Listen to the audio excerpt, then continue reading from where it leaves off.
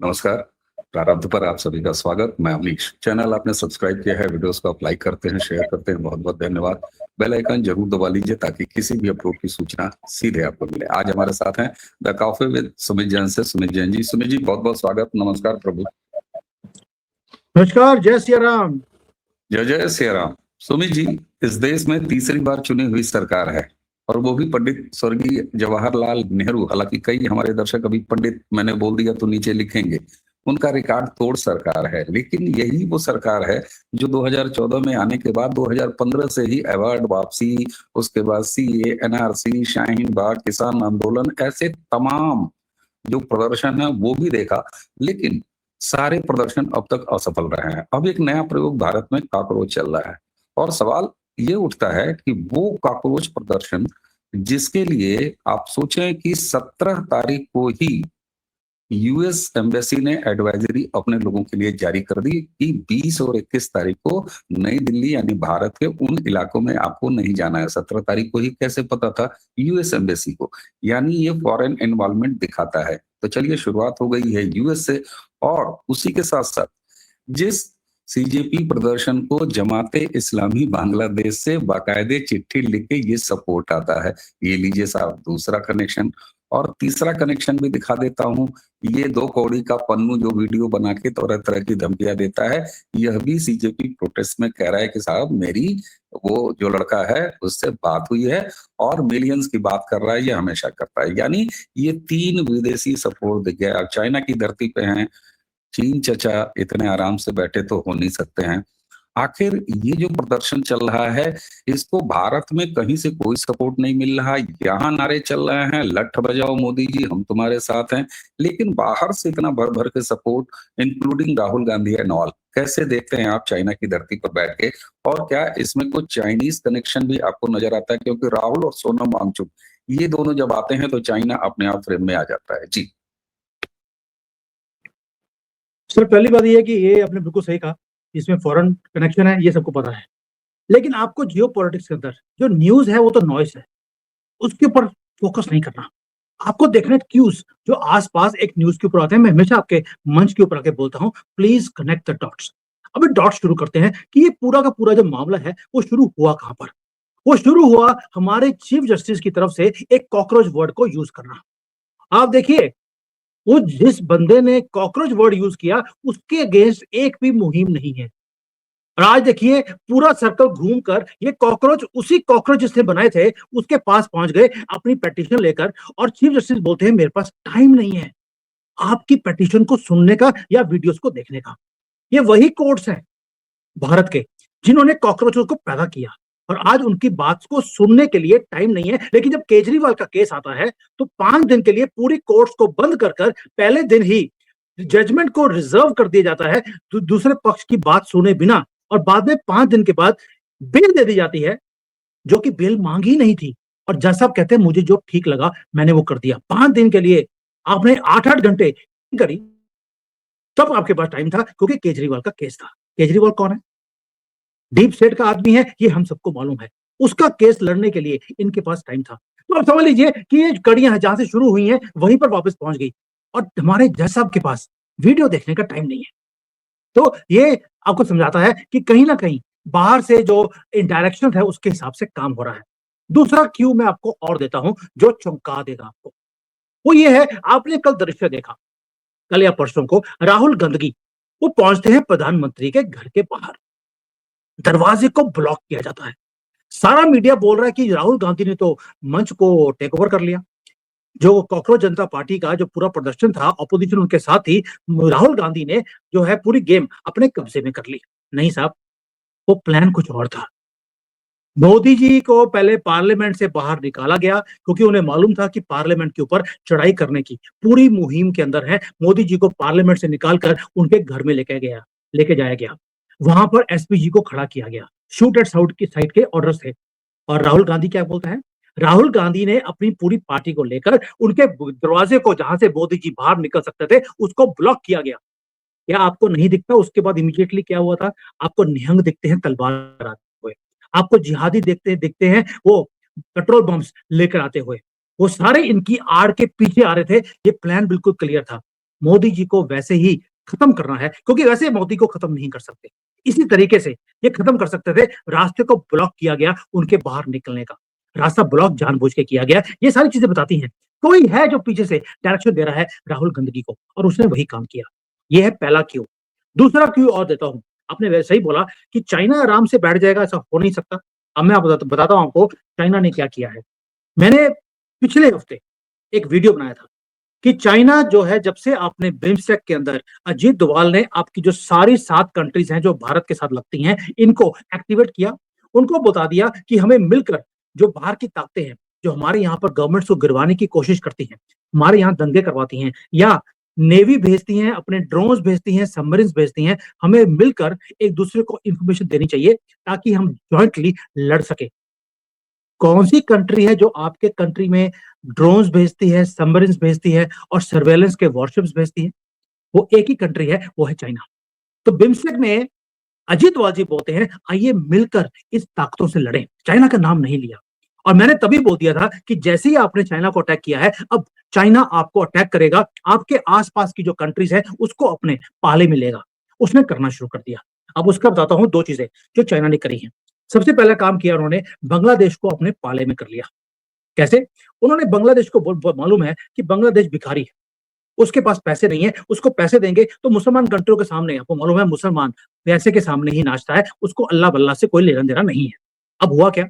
China ने बांग्लादेश को बोला कि जिस तरह से पाकिस्तान के अंदर हमने इतनी तरक्की लेकर आए हैं, वही तरक्की हम आपके कंट्री में लेकर आएंगे।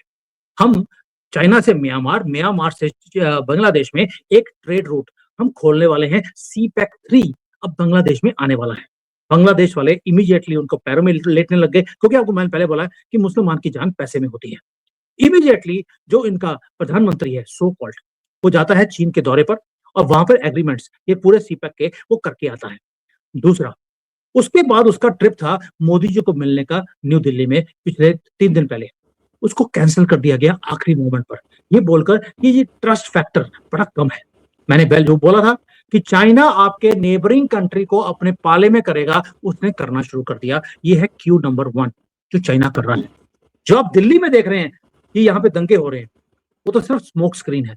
एक्चुअल मुद्दा आपके बॉर्डर के ऊपर है। दूसरा एक काम और कर दिया चाइना ने। चाइना ने एक हमारे साथ एग्रीमेंट किया अभी 6 साल के बाद। एग्रीमेंट भी नहीं किया, चुपके से जो हमारे एक रास्ते होते हैं ट्रेड रूट्स, जो जो माउंटेन्स के अंदर है, उत्तराखंड में या सिक्किम में, उसको खोल दिया गया। हमें बताया भी नहीं कि हम ये रास्ते खोल रहे हैं ताकि ट्रेड शुरू हो जाए। अब हुआ क्या, यहाँ पे मजेदार बात है जो हमारे इंडियन मीडिया ने कवर नहीं करी। सिक्किम के पास नथुला पास है, उसको खोल दिया गया, ट्रेड चल रहा है। लेकिन जो नेपाल के पास हमारा एक वो लिपु लेक है जो पास है, वहां पर जो रास्ता था खोला, हमारे मर्चेंट्स अपना सामान लेकर जब वहां पहुंचे, उनके सामान को बंद कर दिया गया कि आप चाइना में एंटर नहीं कर सकते। सॉरी, मैंने गलत वर्ड यूज कर दिया। चाइना नहीं, आप तिब्बत में एंटर नहीं कर सकते, क्योंकि हमारा बॉर्डर चाइना के साथ लगता ही नहीं है। हमारा बॉर्डर तो तिब्बत से लगता है। उन्होंने बोल दिया आप तिब्बत में एंटर नहीं कर सकते। लेकिन मजे की बात क्या है, जब नेपाल के ट्रेडर्स वही सामान लेकर वहां पहुंचे, उनको बिना पूछताछ के उनको वहां जाने दिया। मैसेज क्या भेजा है नेपाल को कि भारत के साथ हमारी दोस्ती नहीं, हमारी दोस्ती आपके साथ है, आइए हमारे साथ मिलकर आप काम कीजिए, भारत को छोड़ दीजिए। बालन शाह किस तरह की स्टेटमेंट्स दे रहे हैं ये मुझे बताने की जरूरत नहीं है। उन्होंने अपना ट्रिप भी भारत के लिए कैंसिल कर दिया। अब सी पैक 4 नेपाल में जाने वाला है, वहां पर भी पैसे उन्होंने दिखाने शुरू कर दिए। ये जो न्यूज हैं जो आपके खिलाफ किए जा रहे हैं, वाई नाउ। जियो पॉलिटिक्स में 2 क्वेश्चन बड़े इंपॉर्टेंट होते हैं, वाई एंड वाई नाउ। जब चाइना ये जो हरकतें बांग्लादेश और नेपाल के साथ कर रहा है, वाई एंड वाई नाउ, जब दिल्ली में दंगे हो रहे हैं तो आपके बॉर्डर को भी एक्टिवेट किया जा रहा है। आपके खिलाफ एक मुहिम बांग्लादेश में और नेपाल में वो खड़ी की जा रही है। पाकिस्तान में करने की जरूरत नहीं, वहां पे वो ऑलरेडी जिहादी एक्टिवेटेड है। ये है दूसरा क्यू जो आपके खिलाफ हो रहा है। तीसरा, आपने शुरू में एक चीज बोली कि जो यूएसए, उन्होंने एडवाइजरी 3 दिन पहले ही जारी कर दिया था कि आप दिल्ली में 20-21 को मत जाना। यानी कि उन्होंने 2 दिन के पैसे बच्चों को 1000-1000 रुपए ऑलरेडी दिए हुए थे कि भैया ये लो 2000 रुपए, तुमने हर रोज जाकर वहां पे पेशकश करनी है। लेकिन उसमें से जो 30-40 हजार बच्चे आए, उनमें से कुछ लोग ऐसे थे जो बच्चे नहीं थे, उनको 5-5 हजार भी दिए गए हैं। ये कंफर्म न्यूज देता हूं आपको।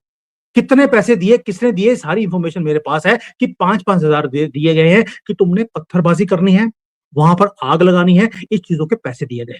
तो 2 दिन के पैसे थे, 2 दिन के पैसे खत्म हो गए। उसके बाद ये भी आंदोलन आपको पूरे भारत में स्प्रेड करता हुआ दिखाई देगा। ये जो पूरी फोर्सेस है, ये आपको लगता है कि supreme court, China, Bangladesh, Nepal, America, ये सारे आपके खिलाफ हो गए और सारे एक ही टाइम पर ये सारे काम कर रहे हैं, इंक्लूडिंग अवर लॉस्ट ऑपोजिशन। आज सारे जले हुए कारतूस, जिनके पास एक एक सीट भी नहीं रही, वो आज आ रहे हैं पूरे दिल्ली के अंदर। 3 दिन पहले तो कोई आ नहीं रहा था, वहां पे गली का कुत्ता भी आपको उस आंदोलन में आता हुआ दिखाई नहीं दिया, उसको भी लगा मैं टाइम वेस्ट करूंगा। और ये जो आंदोलन है, जो कभी समोसे और कचौरी के बीच में जिसकी लड़ाई पहुंच गई है, अभी कचौरी और बर्गर के बीच में वो लड़ाई पहुंच चुकी है। आपको लगता है कि ये सीरियस लोग हैं, इसके पीछे ये पूरा आंदोलन स्टूडेंट्स का है? Of course not. ये सारी ताकतें एक ही काम के पीछे लगी हैं, मोदी को हराना है। अब मोदी को हराना क्यों है? ये तो हमें मालूम है कि मोदी को हराना है। मोदी को हराना क्यों है? मोदी को हराना इसलिए है क्योंकि मोदी जी भी कुछ बदतमीजी कर रहे हैं। मैं वर्ड यूज कर रहा हूं गलत, लेकिन आपको मतलब बाद में समझ आएगा कि बदतमीजी क्या है। बदतमीजी वेस्ट को लगती है कि मोदी जी बदतमीजी कर रहे हैं। हमने बोला कि आप तेल मत खरीदिए, मोदी जी बोलते तुसी कौन, भाड़ में जाओ। उन्होंने बोला मोदी जी को कि आपको हमारे से सामान वो खरीदना पड़ेगा जो हम आपको बेचना चाहते हैं। मोदी जी ने बोला नहीं खरीदूंगा, भाड़ में जाओ। तो अब उन्होंने बोला कोई बात नहीं बेटा, कांग्रेस के टाइम पर तो हमने कुछ किया नहीं, अब तुम्हें छोड़ेंगे नहीं। अब पहले उन्होंने डिप्लोमेसी यूज करने की कोशिश करी, आपको डिप्लोमेटिकली उन्होंने बिल्कुल ऊंचा नीचा सब कुछ बोल के दिखा दिया। उसके बाद वो फेल हो गया, तो इन्होंने डिप्लोमेटिक की बात आपके ऊपर टैरिफ्स की तलवार लटकाने की कोशिश करी, वो भी खत्म हो गया। उसके बाद धमकियां आनी शुरू हो गई, वो भी फेल हो गया। अब उसके बाद इन्होंने ये सारे आंदोलन करवाने शुरू कर दिए। इसके बाद अभी और बता रहा हूं आपको क्या आने वाला है। इकोनॉमिक वॉरफेयर आपके साथ आने वाला है, जहां पर आपके ऊपर ऑलरेडी कल अनाउंस कर दिया उन्होंने, 200% का टैरिफ आपकी फार्मास्यूटिकल के ऊपर लगा दिया जाएगा। जो मेडिसिन अमेरिका में जाती हैं उसके ऊपर 200% का टैरिफ लगाने की बात कब करी है? पार्लियामेंट का एक्सप्लोजिव सेशन चल रहा है या नहीं चलने दिया जा रहा, उसके बीच में फार्मर्स का प्रोटेस्ट शुरू हो गया है, स्टूडेंट्स का प्रोटेस्ट आपके सामने है, इसके बाद ऑपोजिशन पूरा प्रोटेस्ट कर रही है। उसके बीच में जानबूझकर ये 200% की एक लाइन बना दी ताकि आपकी स्टॉक मार्केट नीचे आनी शुरू होगी, कंपनीज के जो नंबर्स हैं वो खराब होने शुरू होंगे, एक्सपोर्ट्स खराब होंगी और एक इकोनॉमिक ब्लड बाथ आपकी सड़कों पे आएगा। तो उससे क्या होगा? डिप्लोमेसी दिखाई जाएगी आपकी फेल है, क्योंकि अपने बांग्लादेश नेपाल को आपने लूज कर दिया। आपकी यहाँ पर राइट्स हो रहे हैं, आप लॉ एंड ऑर्डर को आप संभाल नहीं पा रहे। जो एक ट्रैक रिकॉर्ड था कि पूरे 12 साल में मोदी जी कोई भी उल्टा सीधा काम भारत में नहीं होने दिया, उन्होंने वो सारा ट्रैक रिकॉर्ड खराब कर दिया। और तीसरा अब आएंगे आपके पीछे कि वहां पर इकोनॉमिकली आपके ऊपर स्ट्राइक की जाएगी, सिर्फ एक रीजन के कारण कि मोदी ने झुकना सीखा ही नहीं। तो ये अब लगी हैं सारी ताकतें इकट्ठे मिलकर, ये फाइनल वॉर है। अब अगर जीत गए तो मोदी हार जाएगा और कोई सीधे तरीके से ये मोदी को हरा नहीं सकते। तो इसलिए ये आखिरी दाव है, full on war with Modi. ये भारत से वॉर नहीं है दोस्तों, ये वॉर है मोदी के साथ, क्योंकि बंदा झुकता नहीं है। तो ये जो सारी ताकतें दिखती हैं, सुप्रीम कोर्ट से लेकर अमेरिका तक, ये टैरिफ तक, ये सारा कुछ कड़ियां हैं जो जुड़ी हुई हैं। और आपने बोला था कि चाइना इतने रास्ते बैठ जाएगा, मैंने वो न्यूज दी आपको जो मैं चाइना में बैठ के दे नहीं सकता हूं, वो भी दे रहा हूं जी। बिल्कुल साहब। अच्छा एक चीज, आप अगर राहुल गांधी के नेतृत्व में विपक्ष का जो पूरा 2014 से आप एक कैंपेन देखिए या भूमिका देखिए, संसद के अंदर भी देखिए, संसद के बाहर, सबसे पहले प्रयास क्या हुआ? वोट चोरी, वोट चोरी, वोट चोरी, ताकि मोदी की चुनाव को ही संदेह के दायरे में लेके आ जाया जाए कि रिगिंग करके ये इलेक्शन जीतते हैं। लगातार 5 साल ये प्रयास चलता रहा। इधर कुछ दिनों से अब वोट चोरी की बात नहीं हो रही है। पहली चीज, क्या ये उस प्रोजेक्ट के फेल होने के बाद जो विदेशी मास्टर्स के द्वारा प्रायोजित था, अब ये एक नया अराजकता के जरिए सारी चीजें बांग्लादेश और नेपाल बनाने का ये प्रयास है? वोट चोरी को इस देश ने नहीं माना और खारिज कर दिया, तो ये एक नया प्रयोग। और दूसरा, बंगाल में भारतीय जनता पार्टी की जीत के बाद ट्रंप तक बधाई देते हैं, यानी उसके मायने बहुत बड़े हैं, ये हम सब भी जानते हैं। क्या विपक्ष को अब ये लग रहा है या इनके मास्टर्स को ये लग रहा है कि भैया अगर इन्होंने वेस्ट बंगाल को हिट कर लिया तो अब इसके बाद तो ये बहुत परमानेंट और बहुत लॉन्ग टर्म एक मामला खेल चल रहा है जिसमें अब हमारी जगह नहीं होगी, कांग्रेस की जगह भारत में नहीं होगी, तो फिर इनके विदेशी मास्टर्स का क्या होगा? क्या आप ये स्ट्रेटजी में चेंज के तौर पर देखते हैं ये कॉकरोच? सर पहली बात यह है कि जो वोट चोरी का मामला है, ये गेम वहां पे शुरू नहीं हुआ था। ये शुरू हुआ था आपके एक मूव से, जो था राफेल का, कि राफेल में चोरी हुई है। जब वो फेल हो गया 2019 में, उसके बाद इन्होंने स्ट्रेटजी को चेंज किया, तो वे वोट चोरी के ऊपर आ गए। वोट चोरी का नहीं हुआ तो उसके बाद इन्होंने बोल दिया कि सारी इंस्टीट्यूशंस, ईडी, सीबीआई, इसको टेक ओवर कर लिया है मोदी गवर्नमेंट ने। उसके बाद इलेक्शन कमीशन को टेक ओवर कर लिया। यानी कि आप हर 6 महीने, साल के बाद एक नया फॉर्मूला आप बाहर लेकर आते हैं। अब इसको जोड़िए आप राहुल गांधी की एक स्टेटमेंट से, कि हम हर महीने, हर रोज 24 घंटे हम तीर मार रहे हैं मोदी जी के ऊपर। लेकिन कमबख्त पता नहीं कौन सा कवच है कि तीर लगता नहीं है। याद है आपको कि हम हर रोज तीर मारते हैं, ये लगता नहीं है। चलिए, राहुल गांधी को समझ नहीं आएगा क्योंकि हरे रंग का गंदा सा जो झंडा उसने अपने आसपास ओढ़ा हुआ है, उसके कारण उसको समझ नहीं आएगा ये किस कम्युनिटी को बिलोंग करता है। आपको समझाने की जरूरत नहीं है। लेकिन मोदी जी के ऊपर श्री राम का वो कवच है, इसलिए तीर लगता नहीं है। ये राहुल को समझ नहीं आ सकता। पहली बात ये। दूसरा, ये फॉर्मूला चेंज होता क्यों है? ये चेंज इसलिए होता है कि वो बार बार प्रयास करते हैं। मैं बार बार अपने दर्शकों को बताता हूं कि आप 99 टाइम्स अगर राहुल गांधी हार गया, आप हंस रहे हैं। वो ना रो रहा है ना हंस रहा है, वो उस एक बार की वेट कर रहा है। और उसकी स्टेटमेंट है, एक बार सत्ता हमारे हाथ में आ गई, फिर दोबारा ये नहीं होगा कि हमारे हाथ से सत्ता चली जाए। 2014 में हमने गलती कर दी थी और एक बार सत्ता आ गई तो जय श्री राम बोलने वालों को हम बताएंगे कि जय श्री राम बोला कैसे जाता है। ये राहुल गांधी की ओपन स्टेटमेंट है। यानी कि उनका एजेंडा क्लियर है, try try try again till you succeed. ये आपने बचपन में पढ़ा होगा, वही काम इनका है। ये फॉर्मूला हर 6 महीने में ये चेंज होगा कि पिछला नहीं चला तीर, हो सकता अगला तीर चल जाए। तब मोदी ऐसा है जो 10 कदम आगे सोच के चलता है, इसलिए इनके सारे तीर फेल हो जाते हैं। पहली बात ये। दूसरा, मैं एक कड़ी आपको और बताना भूल गया, जो बताऊंगा अभी। आपको याद होगा 18 दिन की विदेश अननोन यात्रा राहुल गांधी करके आते हैं। आते ही कहां जाते हैं? वो जाते हैं उत्तराखंड में। वहां पे स्टूडेंट्स को बोलते हैं मैं आपके साथ हूं। वहां पर ट्रेडर्स को भी मिलते हैं, हम आपके साथ हैं, हमें मालूम है कि आपकी दिक्कतें बढ़ती जा रही हैं। ये कब जाके आते हैं? जैसे ही उत्तराखंड में जो हमारा जो पास है चाइना के साथ, जब उसको ब्लॉक किया जाता है, वहां के ट्रेडर्स का सामान खराब हो जाता है पड़े पड़े, तो वहां पर राहुल गांधी एकदम से पहुंच जाते हैं ट्रेडर्स को बोलने के लिए, हम आपके साथ हैं, हमें मालूम है आपकी दिक्कतें क्या है। तो आप जोड़ के देखिए, हर चीज कनेक्टेड है, हमारी मीडिया दिखाती ही नहीं है। तो ये जो बोल रहे हैं आप, ये जो एजेंडा है, ये नया कॉकरोच वाला, ये आज कॉकरोच है, कल को इकोनॉमी के पीछे ये पड़ने वाले हैं, आपकी स्टॉक मार्केट को ये नीचे लेकर आएंगे। ये एजेंडा चलता रहेगा। ये आपकी लड़ाई है, लंबी लड़ाई। लड़ाई है इस देश को टेक ओवर करने की। ये लड़ाई बंद नहीं होगी। आपने शुरू में दिखाया था कि अमेरिका ने एडवाइजरी कर दी, जमात इस्लामी ने बोल दिया हम आपके साथ हैं स्टूडेंट्स के साथ। और जमात इस्लामी का भारतीय स्टूडेंट्स के साथ लेना देना क्या है? भारतीय स्टूडेंट्स पढ़ने लिखने वाले हैं, वो है मद्रास छाप, इनका दोनों का मेल हो ही नहीं सकता। और आज मद्रास छाप अपने मद्रास जो लोग हैं भारत में, उनको बोल रहे हैं हम आपके साथ हैं, दिल्ली को टेक ओवर कर लीजिए। प्लीज अंडरस्टैंड, ये सब कुछ इसलिए हो रहा है क्योंकि इनके हाथ से बंगाल निकल गया। बिल्कुल राइटली बोला आपने। बंगाल इनके हाथ से तो एक ऐसी चीज है जिसको बोलते हैं कि भारत को तोड़ने के लिए बंगाल इनकी टिकट थी, इनका विंडो था, इनका ताला था। हमने ताला ही तोड़कर पूरा दरवाजा ही चेंज कर दिया। अब इनको मालूम है कि अगला टारगेट अब यूपी है, इसलिए यूपी से पहले ये सारे काम किए जा रहे हैं। और इनको दिखता है कि मोदी जी ने ऑलरेडी, अमित शाह ने 2 महीने का प्लान ऑलरेडी बना लिया पंजाब के अंदर बैठने का। पंजाब कहीं हाथ से ना निकल जाए। आप देखिए, जो पूरे भारत में सबसे ज्यादा दंगे वो हुए कहां पर? कल लखनऊ में, आप ही की शहर में, वहां पे दंगे हुए। और दूसरा, पंजाब के लोग निकल कर बोल रहे हैं हम पंजाब को अपने हाथ से निकलने नहीं देंगे। अब समझ लीजिए, ये सारी कड़ियां एक ही तरफ इशारा करती हैं, बंगाल हाथ से निकलना ये सबसे बड़ी हार है डीप स्टेट की। आपने शुरू में एक वर्ड बोला था कि स्टेट इलेक्शन में यूएसए का प्रेसिडेंट अगर आपको फोन करे कि कंग्रेचुलेशंस, इसका मतलब है दुखती रग पे आपने हाथ रखा है।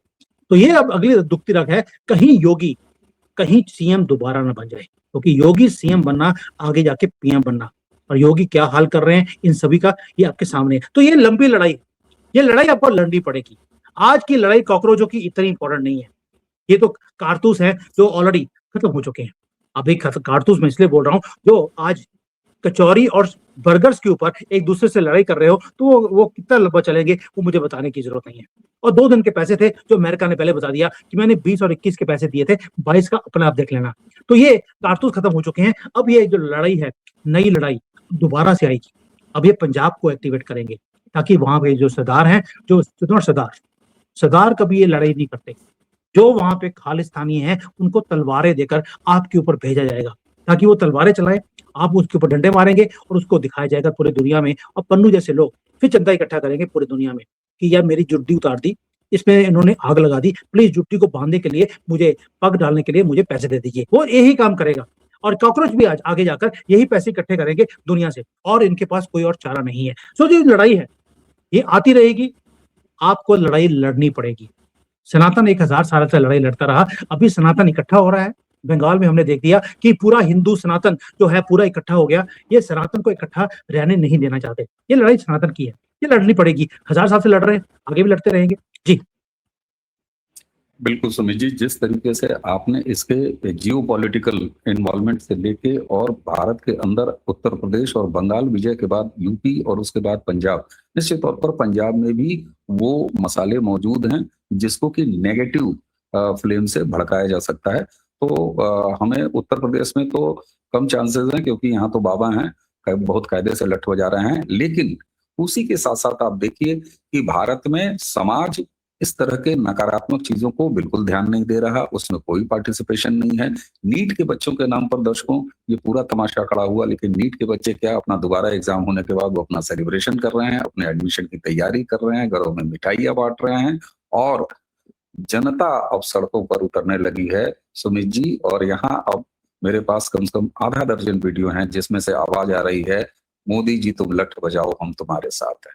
तो एक तरफ नकारात्मकता और दूसरी तरफ भारत प्रथम की राजनीति।